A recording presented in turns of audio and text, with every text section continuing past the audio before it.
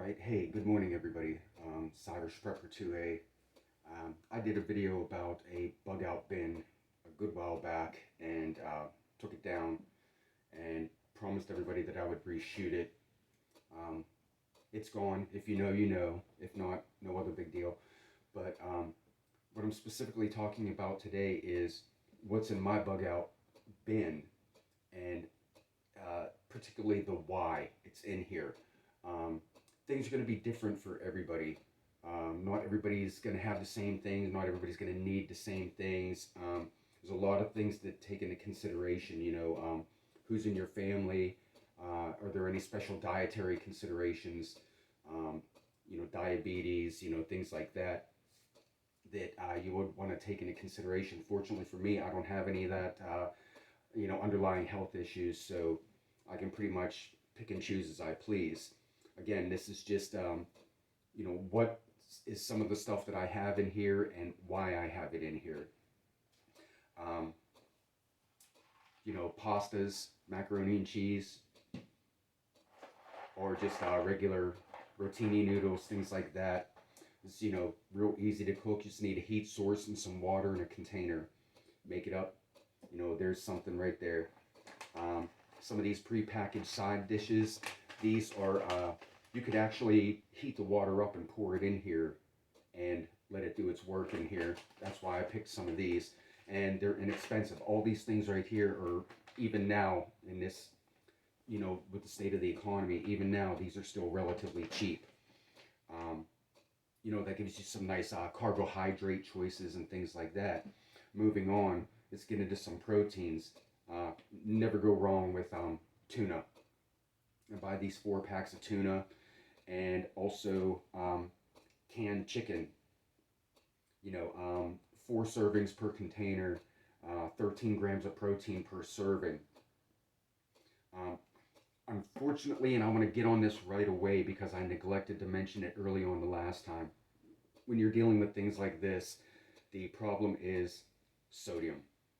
You can't get away from that high sodium content. It's going to get you every time.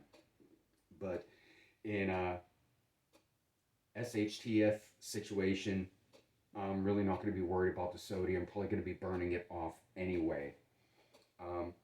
Large soups like this. This is a particular brand that I'm very fond of. It's German. This particular one is a lentil vegetable soup. I mean, this is incredible. This is really good stuff. Again, not that expensive. 9 grams of protein, 0 cholesterol at all. 2 grams of fat, but man, the sodium in that is bad. However, I do get these. It's not like I eat them on a daily basis. I do have them from time to time as I take out of my bin and I replenish my pantry, which is over here. Okay, so this is my bug out bin. My bug in food sources over in my pantry. As I buy new, I date it. I put the date on there that I bought it, at least a month in the year. All right, that way I know what's the oldest, and what's the newest, and I can rotate things out effectively. That's very important. Getting back to this, another thing I like about this, it has the pull top on it, right there. You can see that. When I'm done with this, I also have another cooking vessel. So I would eat this first, and then I would have something to make my noodles, anything like this, and cook it in that can. Keep that. Everything in here has a purpose, to be efficient. The other thing I want to talk about is mixing it up, having some variety. There you go. You get some spaghetti sauce, and you have your noodles. You have some spaghetti there. If not, you could have like a tuna noodle casserole. Boom, there it is, right there. I'd eat this first, do this next, okay? Or a chicken Alfredo. Come on, it's use your head sometimes. Think out, literally think outside the box, and it's all up to your creativity. Going back to like maybe a little bit more of a comfort food. you know, canned ravioli. You don't want to keep eating all this. You don't want to like have like just a box of MREs or stock up on you have 100 cans of tuna and a 55-gallon drum of rice. You drive yourself insane. You got to keep the variety going. With the mini beef raviolis here, again, cook this right in the can over a heat source. Um, Not bad on its fat. The cholesterol still not too bad. Um, I'm going to be like a broken record here. That sodium thing is not good with canned foods. Um, but also in just half a serving of this can is 9 grams of protein. You eat the whole can, that's 15 grams of protein. Peanut butter, that goes without saying. You know, um, some other little things I have here. Like a variety pack of oatmeal.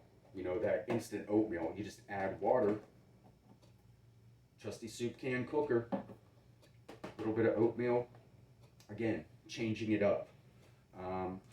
Things in here like dried beans, things like that. I particularly like, I'm really a fan of like lentils and great northern beans, white beans for like bean soups and things like that. Those are my favorites. Other people's mileage may vary. Maybe you like kidney beans or something else like that. But I keep a bag of this on hand as well. There's a few other things that I have in here. Uh, just like a chicken noodle soup. Just again, pop top, drink it right out of the can. You don't even have to heat this stuff up if you don't want to. Uh, Something real quick on the move. And then again, most of these things, except for this one and the tunas, have the pop tops on there that are real quick. You don't need anything extra. In a pinch, I can pop these open with my knife, butcher up the top, do whatever I have to do. And another thing I want to mention is something about keeping your mental health in the game as well. These little luxuries and things like that.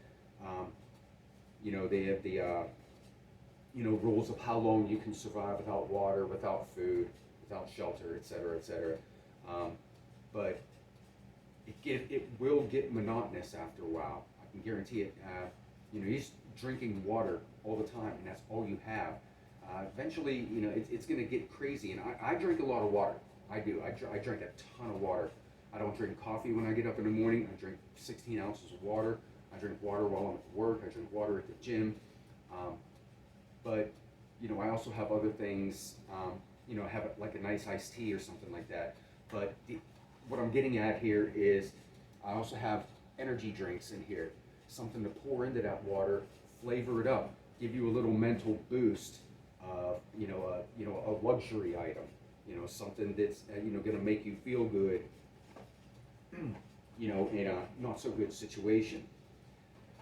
The thing I like about having a bin like this, and I constantly keep, every time I go grocery shopping, I'm switching out, putting things in the pantry, and the newest product goes here. As I said before, my plan is I'm going to bug in until that's no longer an option. Then if I need to go, I have enough to sustain me in here that I can get down. And my plan would be, I'm going to be traveling by vehicle. And just because you're bugging out doesn't mean you have to leave on foot. Everybody has this misconception. I'm going full bushcraft, man. I'm just going right off into the wilderness. That's your last option. That's your last option. You have a car, you keep it gassed up, you keep it maintained, or a motorcycle, whatever you're traveling, a truck, pulling a trailer, whatever have you. Take that with you. You're not just gonna you're not just gonna run out with a backpack on your back and roll out. But even with all this stuff in here, one of the reasons I kept this small enough is that when the time would ever come, I can actually pick this up and carry it to my car. You're keeping all your preps in these sealed barrels, these 55-gallon drum barrels and things like that. It's fine if you're bugging in. What if you have to get out? You're not going to be able to lift that. You're not going to be able to pick that up. I know a lot of people are into the survival food companies, Nutrient Survival, Patriot Supply, things like that. Those, they look good. They offer a good game, and I'm not saying they're a bad choice, but that's really expensive for nothing more than a 10-day supply of food. And I guarantee you, I have way more than 10 days in here, and it didn't even cost $100. Let that sink in for a second. Okay? Um, think about that for a moment. The last thing that I want to touch on before I'm going to stop this is your tried and true, and I have them, MREs. All right? Because the reason being that after everything that I've just described, having to bug in the house, maybe having to grab this bin and get in the car and go. Finally, I can't go in the car anymore. I'm out of gas. The roads are blocked. Nothing else. These are going to go and be carried with me with as much stuff as I can here. Okay? I'm going to be taking whatever of these I can, strip them down, field strip them. There's videos on YouTube. I'm not going to show you how to do it. I don't bother with it right now. There's no need for me to field strip these down. There's videos on how to field strip these to the bare necessities. And, stuff them in your pockets, put them in your jacket, pockets, whatever like that. Anywhere you can in your bug out bag, which I'm going to talk to you guys about bug out bags in a separate video. And some of the things that I consider when I buy a bag. But yeah, MREs, if you can find them, they're really expensive now. These things are going for, last time I checked, they were going for like $10 per meal, which is crazy. There's no way I'm paying that. I picked these up when they were still $6 each. They have these other things that are coming out. These called it's called like humanitarian daily ration. It's something that like a FEMA or something gives out to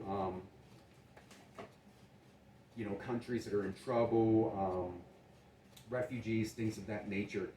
I looked them up. It sounded like a good deal. It's all vegetable based.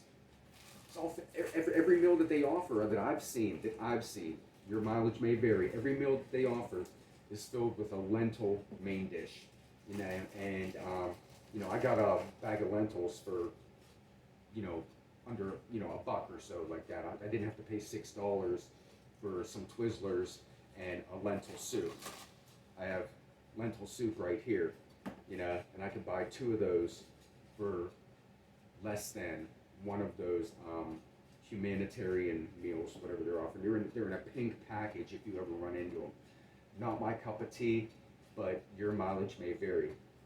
So at any rate, I hope that this video helps with what you consider when you do food preps for a bug in versus bug out situation, and the ultimate bug out where you have to go on foot and what you can actually take with you.